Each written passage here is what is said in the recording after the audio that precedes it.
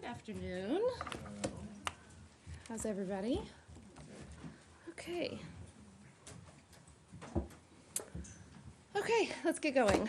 I'd like to turn to Secretary Pompeo's recent trip to Asia, which is a very successful effort that underscored the United States' firm commitment to a free and open Indo-Pacific region. This trip allowed the Secretary to personally reinforce America's support for our allies and partners in the region, as well as our commitment to effective, meaningful multilateralism.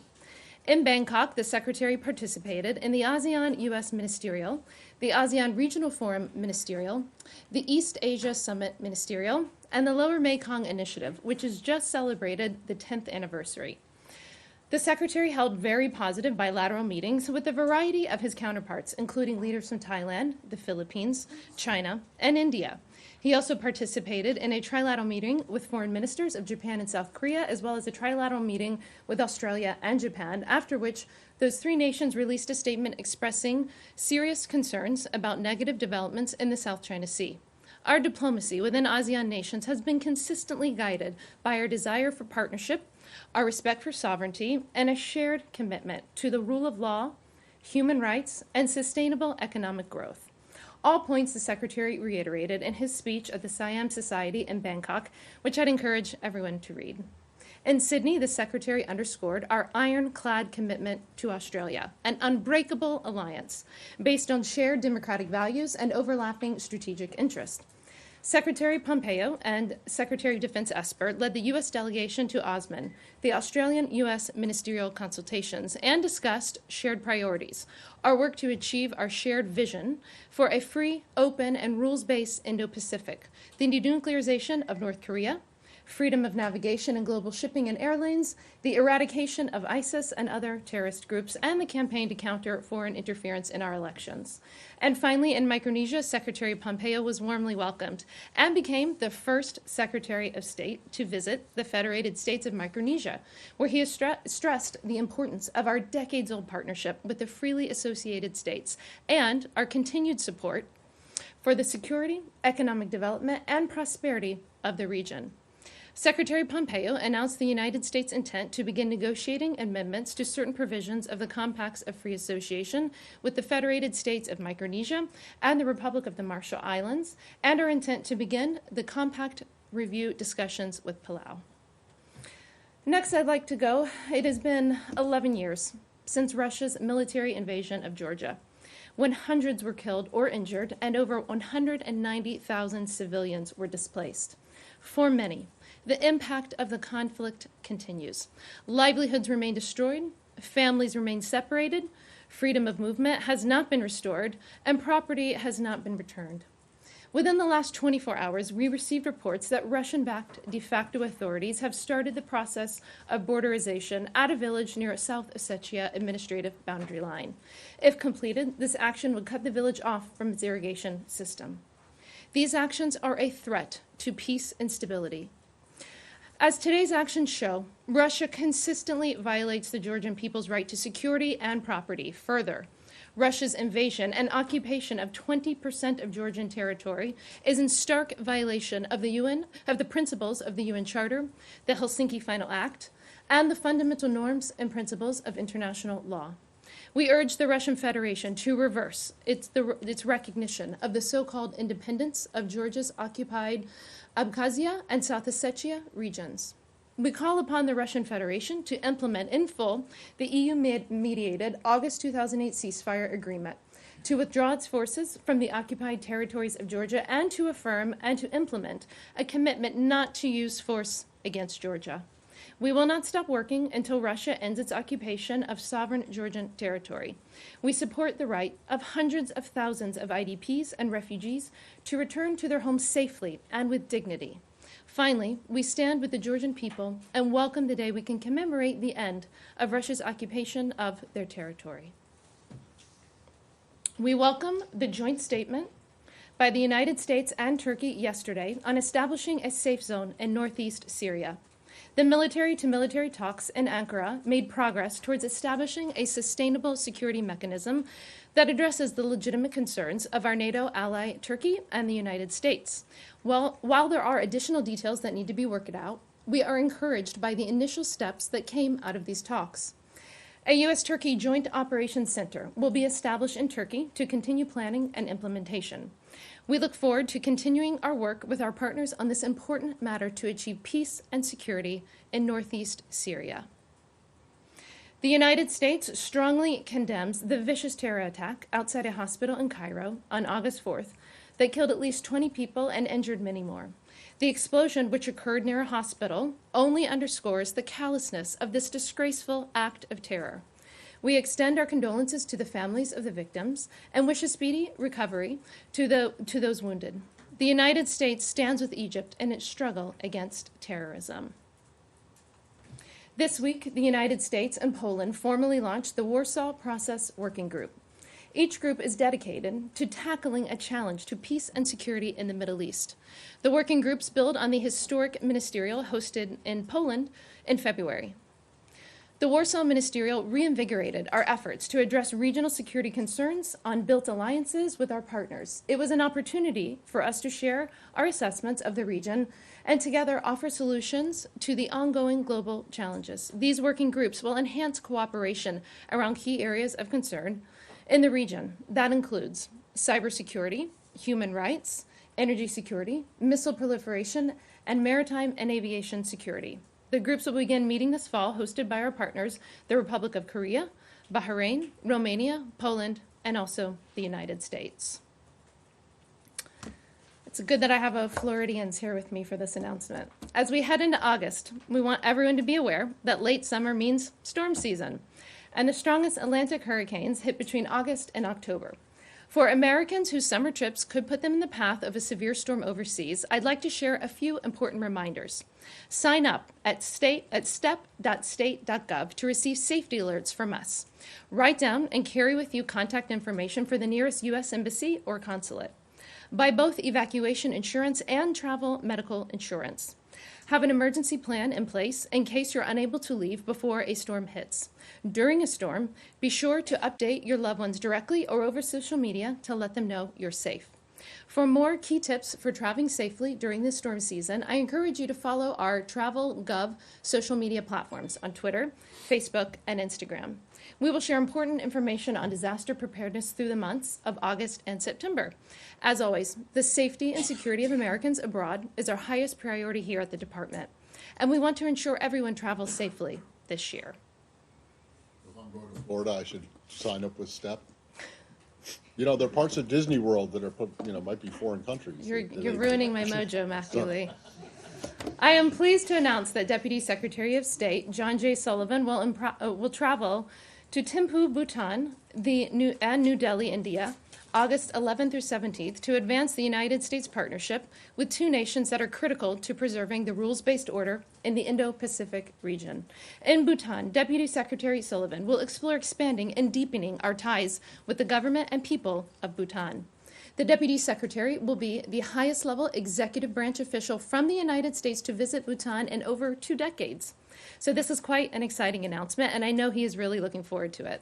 The deputy will then travel to New Delhi to advance the broad and multifaceted U.S.-India strategic partnership, which is based on a shared commitment to democratic values, economic growth, and rule of law. There, the Deputy Secretary will meet Minister of External Affairs Jaishankar and address the India-U.S. Forum. And one final personnel announcement, which I'm sad to make today. I have a personnel announcement, of course, to make. Our Assistant Secretary for Western Hemisphere Affairs, my friend also, Kim Breyer, submitted her resignation on July 24th and will be leaving the department at the end of August. Kim has been with the department for over 2 years, having started in the policy planning staff in June 2017. She was later nominated in March of 2018 and confirmed by the Senate to be the second woman and first female political appointee of either party to lead the Western Hemisphere Bureau at the Department of State. As Assistant Secretary, she built one of the most diverse leadership teams of any bureau in the department. Kim is leaving us for personal reasons. As she noted during her swearing-in, no matter what she may accomplish in this job or any other, her daughter Emma was the best thing she would ever do. After more than 2 years of late nights and constant travel, Kim wants to refocus her priorities at home. We thank Assistant Secretary Breyer, my friend Kim, for her service to the Department of State and to the United States government, and wish her all the best. Now, Matthew, Yes, before you ma'am. begin, my mom and Granny are here, so if you're I'll be nice. if you're I'll too mean to be- me today, Granny is going to get you. I'm not gonna be mean. Boy. You're such Can an I- easy target. I'm Can sorry. I start it's with too easy. the Indo part of the Secretary's trip and also Deputy Secretary Sullivan's upcoming visit? In terms of the Secretary Pompeo's meeting with the Indian Foreign Minister on While we were at Friday. ASEAN? Yeah, in Bangkok. There have been reports in the Indian media that have been denied by people here that the foreign minister gave or told Secretary Pompeo what the Indian government planned to do as it relates to Kashmir on the following Monday. Like Yeah. they- No, they those were denials meeting are on Friday, right. and then Yeah. acting Assistant Secretary Wells, I guess, or senior bureau official Wells. She to when tweeted, she yeah. tweeted yesterday that Yeah. those reports are inaccurate. That's But right. she wasn't in Bangkok, was she, at that No, meeting? but I was. No, I was okay, in the meeting. all right. So, Yeah. so whatever she was read out on that meeting was that there was no heads up given. That's right. Is correct. That's correct. Okay. Now, given that, the situation is obviously very tense Obviously. with what's Yeah. happened. So does that have anything to do with Assistant Secretary Wells' travel right now and Deputy Secretary Sullivan's upcoming travel, and also Ambassador Khalilzad's travel to New Delhi? And is there any concern in the administration that the situation tensions between India and Pakistan could hamper, interrupt, or otherwise affect the Afghan peace talks? All very good questions. I will 100% confirm this, but I'm pretty sure that these trips from all three of them have been planned for quite some time. I know I spoke to Alice earlier today, and I think both her and the Deputy Secretary's trips have been on the schedule, as have Zal. And so I think that these are all routine trips. Do I think that this will come up? I mean, I think obviously this is something that we watch incredibly closely. It's something that we've called for calm and restraint by all parties.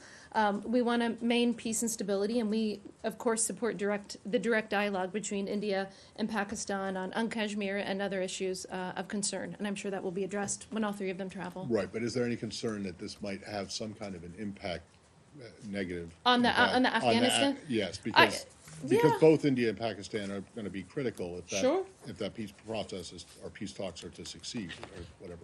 And Zal, Ambassador Khalilzad, certainly spends a lot of time in both places.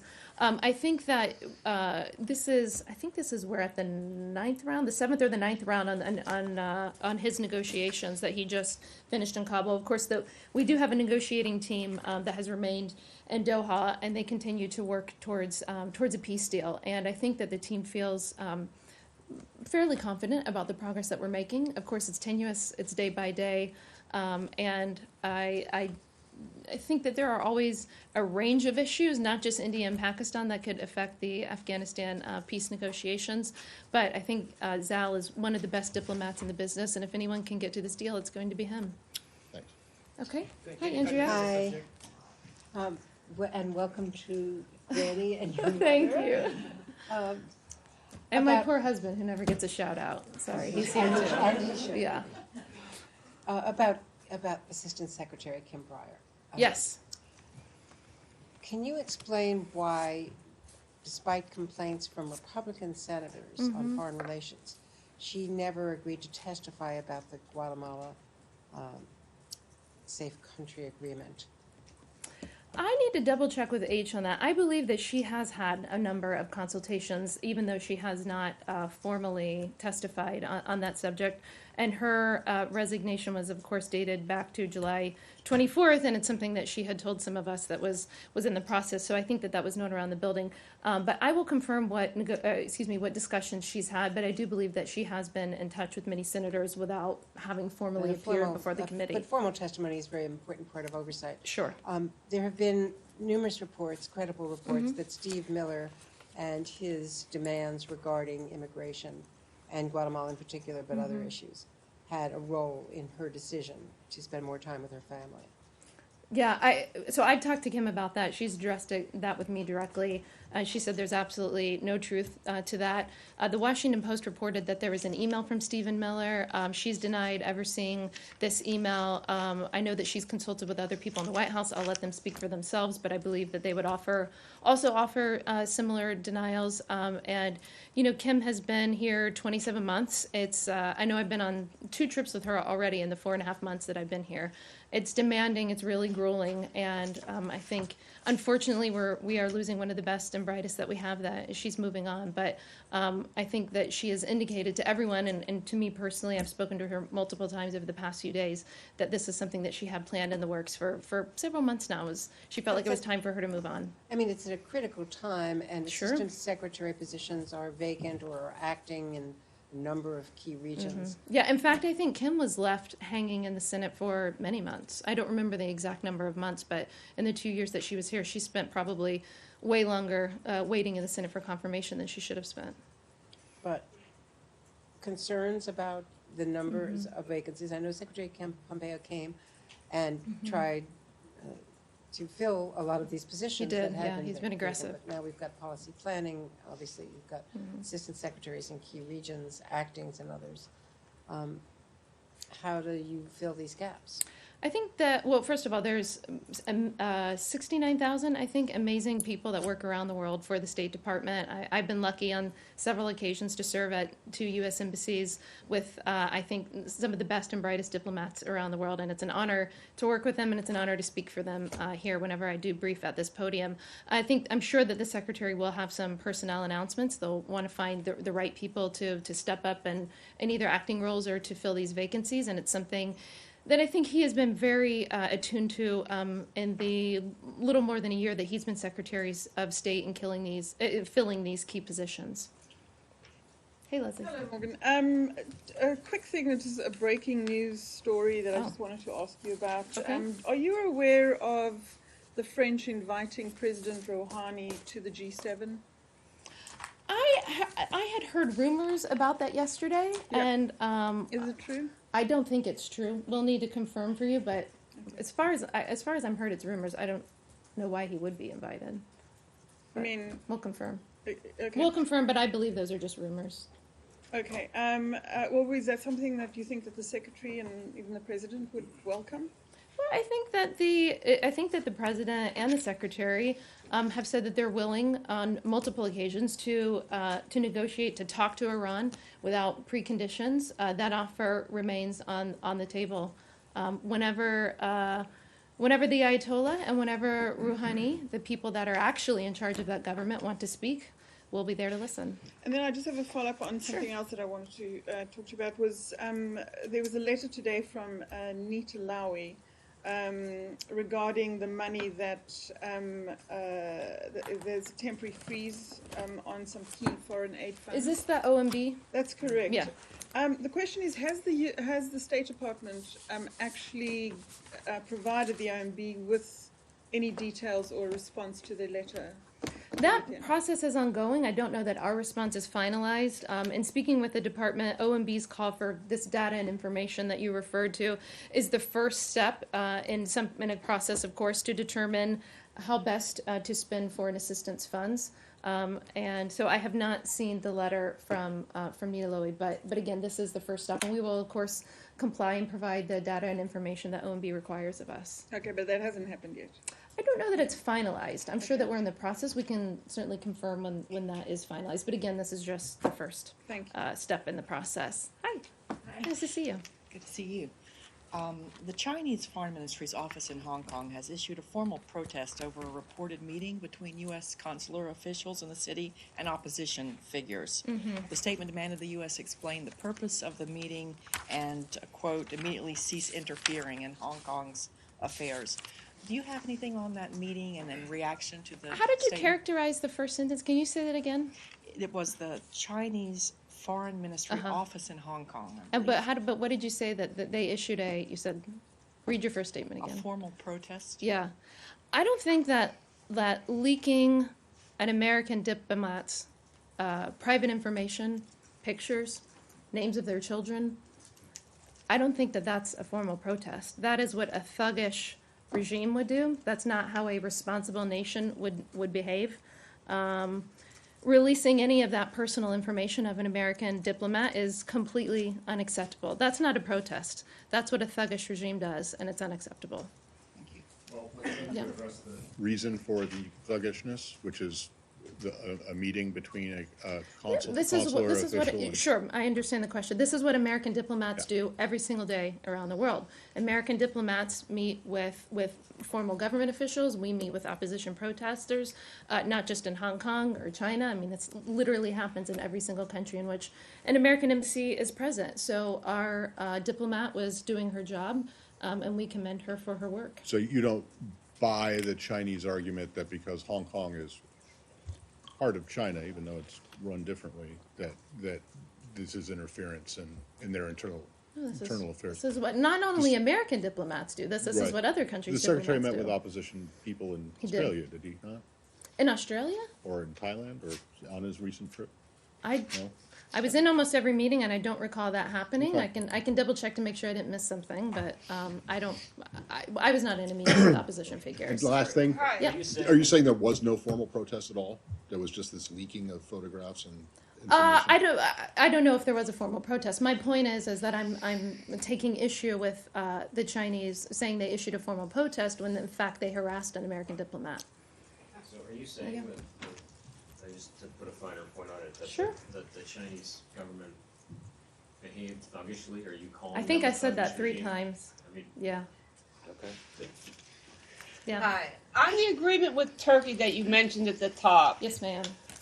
an embassy statement said there will be a peace corridor and displaced Syrians will go there. You didn't mention that, and neither did the Pentagon in its statement. So Yeah. the question, will displaced Syrians be brought into the area, and if so, will you ensure that there's no major demographic shift and no creation of a demographic corridor that separates the Kurds in Syria from the Kurds in Turkey?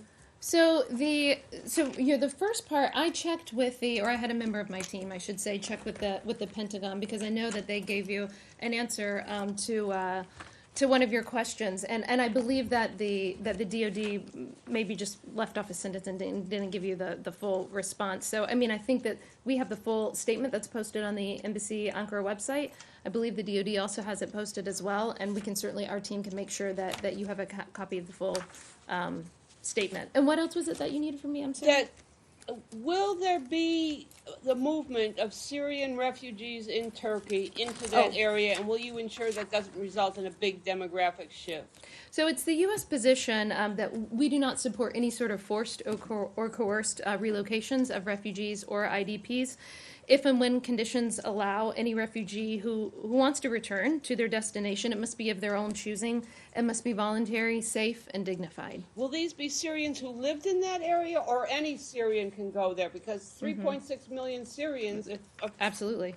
would change the demography of that area. It certainly would, and I think that any sort of discussions in fine detail on the safe zone are still ongoing. I think that we were certainly encouraged that the U.S. and Turkey issued a joint statement on something that the United States government has been working very diligently with our NATO ally, Turkey, on. And I don't think I have any details beyond that. Okay? Hey. Thanks, Morgan. Do you have a status update on the CAATSA sanctions for Turkey's purchase of the S-400? No. And can you say whether the recent Taliban-claimed violence has had any role in the ongoing discussions in Doha between the U.S. and the Taliban? Yeah, you're referring to the attack yesterday, Yeah. I assume. Yeah, I mean, listen, the attack yesterday, or any of these attacks, are appalling. I mean, they are totally disgusting, and on every level, we think that the cost of war, especially in Afghanistan, is too high, and the violence needs to end. And that is principally why Ambassador Khalilzad has spent so much time trying to get to a peace deal, because we want to get to peace. We want the Afghan people to be able to choose their own destiny, to be able to choose their own government, and we want the war to end. But can you say whether they've warned the negotiators in Doha that this is unacceptable, whether there would be any consequences for this? Did the action? negotiators warn the Taliban? Is that the question? Yeah, or just has there been any message from the U.S. directly to the Taliban to that effect? I don't want to put any words in Zal's mouth, so I'd certainly need to speak to him. But I can tell you that anybody who's representing the U.S. government is certainly going to condemn, both publicly and privately, attacks on innocent civilians. And just one Did you have final a- oh, question. sorry. Can you confirm that Matthew Gebert has been placed on leave, the accused official involved with white students? Yeah, I am not able to confirm anything from this podium. Just a quick follow-on. Like The Afghanistan? Kabul attack, yeah, on Uh-huh. Afghanistan. The secretary, 10 days or so ago, in the interview with David Rubenstein, said Right. that the president had directed him to prepare for the withdrawal of U.S. troops by the end of his first term. And I think he said in a follow-up answer at that breakfast. Well, I think the way, if I may interject, I think the please. way David asked the question was, would it be by the end of 2020? And I think what the secretary said was that those were the president's orders to me, and he said that he thought it would be job enhancing to meet that. Yeah, I mean, I think that the president has made that clear since he began campaigning and I'm just winning wondering in whether this 2015. Kabul attack, It always complicates. Yeah, sure. I mean, it's definitely it's complicating, and it certainly makes our job tougher.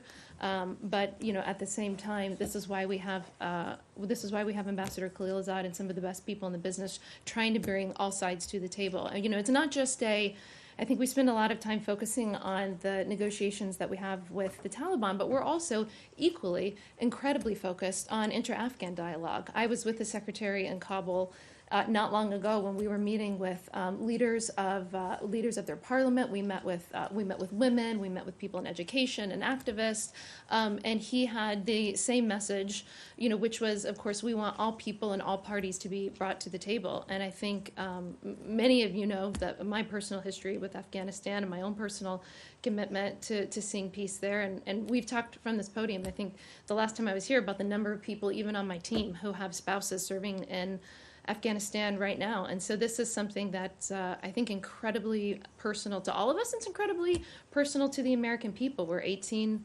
19 years in. We have young men and women who were born after 9/11 who are being sent over there to fight. And I think if the last 20 years has taught us anything, it's that the president is correct, that we need to try to pursue peace in Afghanistan, and that's the goal that we're working towards. Sorry, Morgan, could you just, I didn't realize you had personal experience in Afghanistan, but anyway, could you just explain why it was that you weren't able to answer the question Which about one? the person being put on suspension or leave? Just the explanation as to why? You said, I'm not able to confirm anything from this podium. Why is that? We just are not able to confirm suspensions from this podium. Morgan? Go ahead, Connor. Could I just ask you about climate change in light of another UN report? When the secretary was in Micronesia, he said that one of the things that he tries to do, or we all can do, is help nations lower their carbon emissions. Is that something that you've seen him bring up in meetings with counterparts? He was with China last week.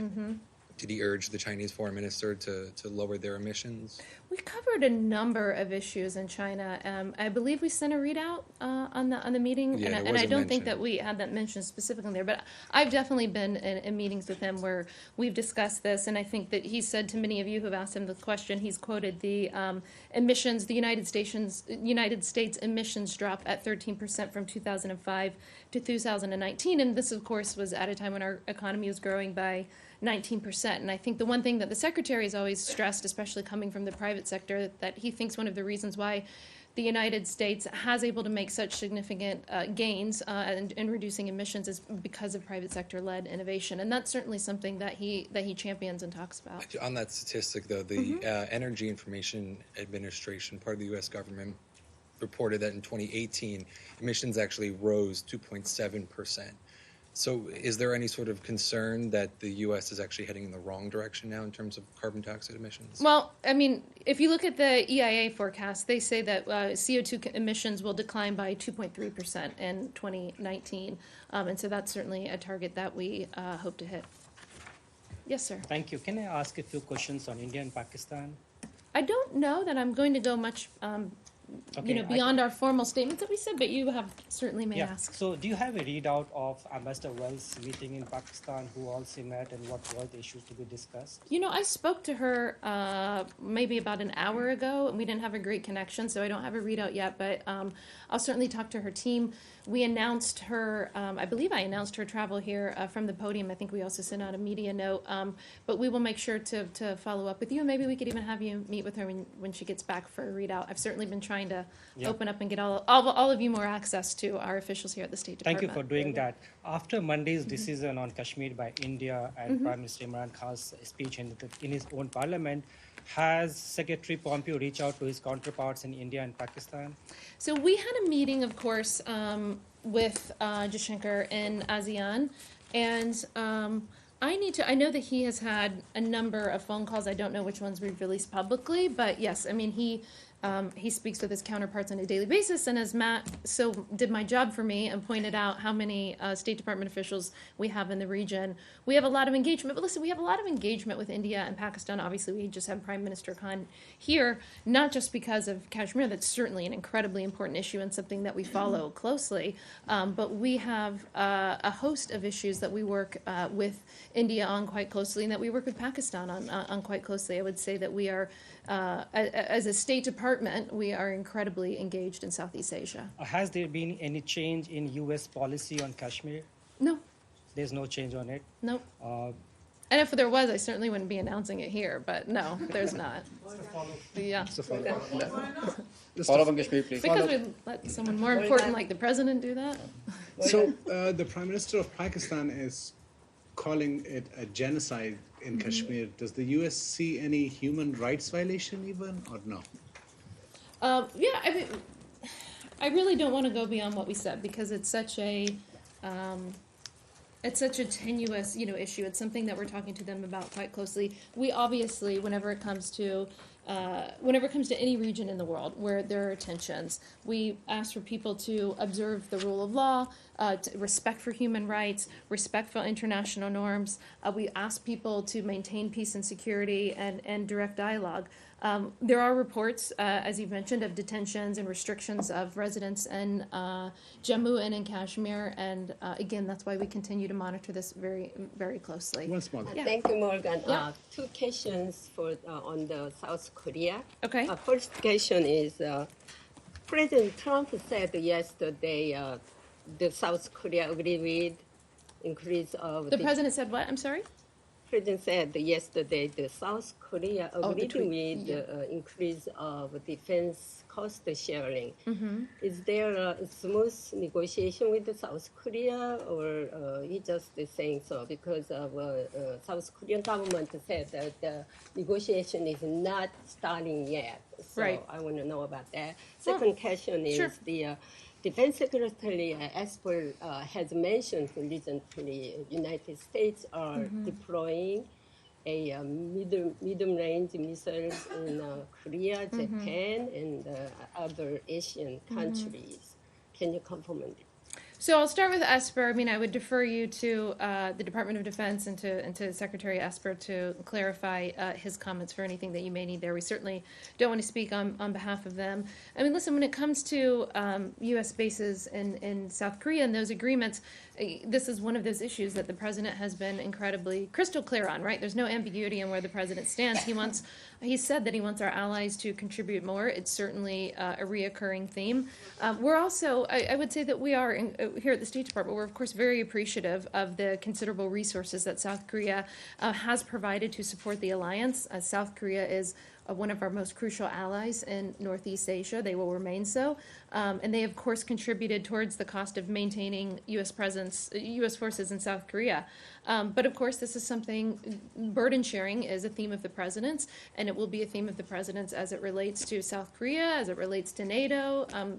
Pick your issue. The president wants all countries to share and mutual defense. Hi. I have two questions in regards to Iran.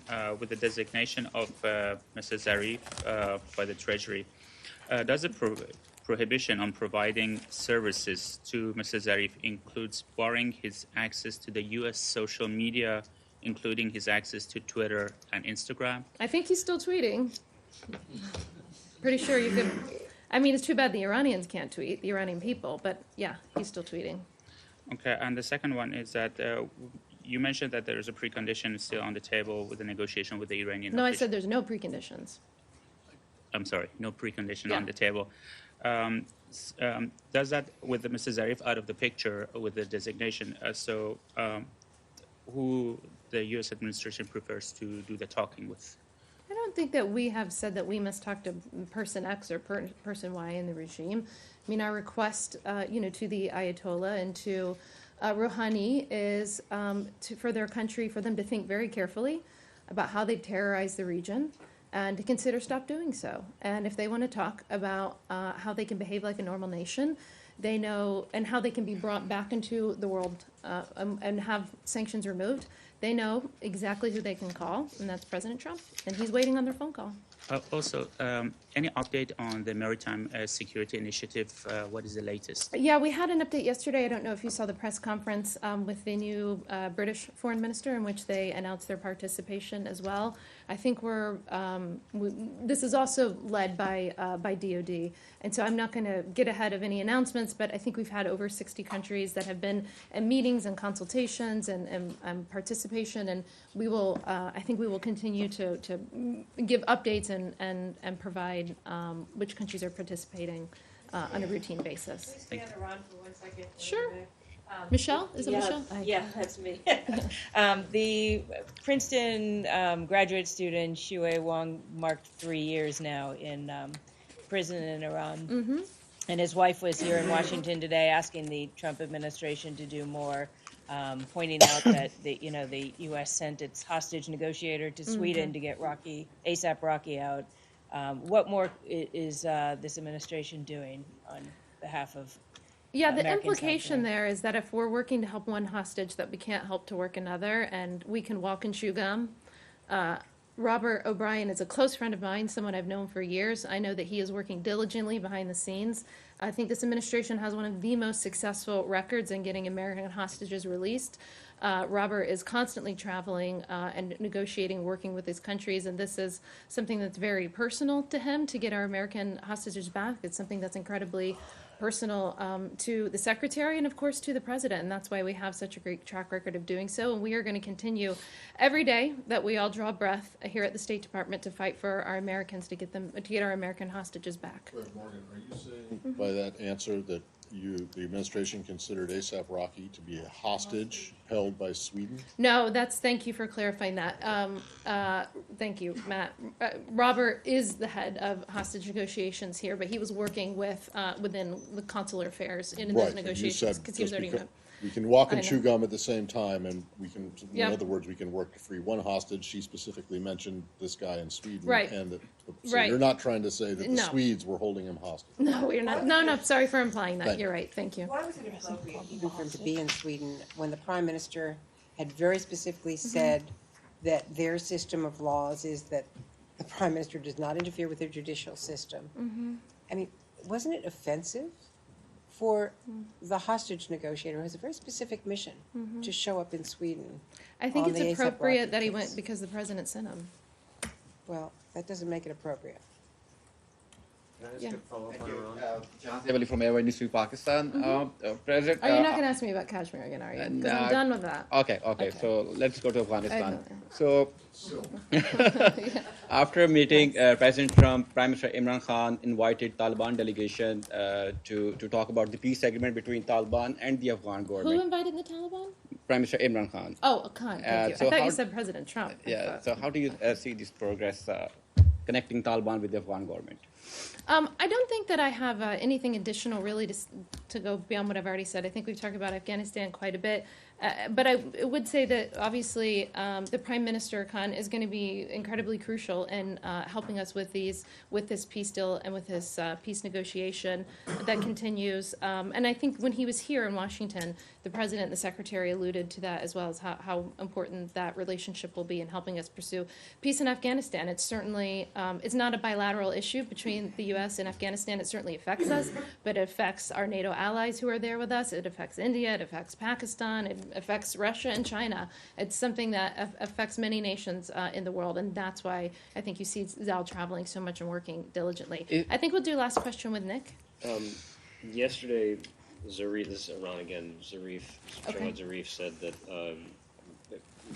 if Iran doesn't see more commitment from the Europeans to give it the benefits of the JCPOA, that it would violate additional terms of the nuclear deal. So I'm wondering what this means for the decision to keep extending nuclear waivers, waivers for the civil nuclear program, would successive violations by Iran cause the U.S. to reconsider the decision to grant those waivers? I don't know that those two things are ultimately connected the way that you just connected them. So I'll take the first part of what you said. I mean, listen, if the we're not a part of the JCPOA, obviously. We withdrew. So if the Europeans want to be held hostage by the threats from Iran as it relates to the deal, that's their business to do so. As it relates to the nuclear waivers and their extensions, I believe they were extended for another 90 days, and that's a decision that the Secretary and the President made together. And if there is another extension in 90 days, we'll certainly let you know. And can I just one follow-up on Instex? Only Sorry. because I like you. Thank you, thank you. On German media is reporting that the German former diplomat who's been tasked with running Instex from their side has been. I haven't seen this. Yeah. He's been pushed out because of some anti-Semitic comments he made that would be on bad. YouTube. I'm just wondering what your current attitude is toward Instex. Do you see this as a viable conduit for humanitarian financial transactions, or would you rather that countries, Germany, for example, Were stay you away with from us in Instex? Germany on that trip? I thought you were. Were you with us? Which I don't one? think so. So I think, and we'll have to look this up, I think the last time the Secretary was asked this was at his press avail with the German Foreign Minister at Maas, in which he spoke and said, at the time when he was asked about it, and again, he could have addressed this recently, I will certainly double check. My recollection, the last time he was asked about this, he was very forthright and said, if there are trades that, if there are goods that are not sanctioned that are being used in that facility, then he's supportive of it. And we can certainly pull the exact language that he used from that press conference with Prime Minister Maas. Thanks, everybody. I'll see. I may be on reserve duty next week, so I may not be here, but I will confirm with all of you and let you know. So if I'm not here, I will brief as soon as I'm back. Thank you. Thank you.